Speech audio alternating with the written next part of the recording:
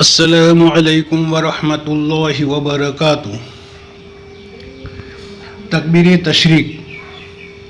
اللہ اکبر لا الہ الا اللہ اللہ اکبر وللہ الحمد۔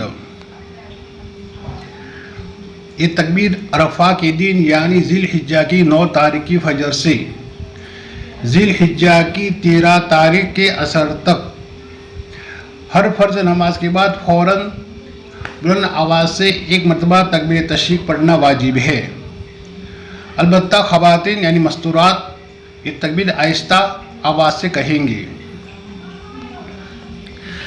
اگر کسی مرد کی رکعت چھوٹ گئی ہے تو اس مردوں کو نماز پوری کرنے کے بعد بلند آواز سے پڑھنا واجب ہے،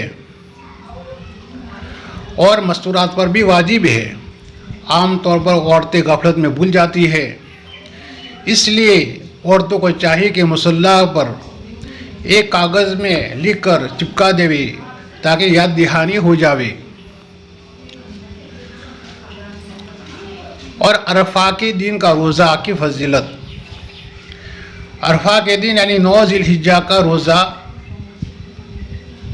رکھنا چاہیے، اس کی بہت بڑی فضیلت ہے۔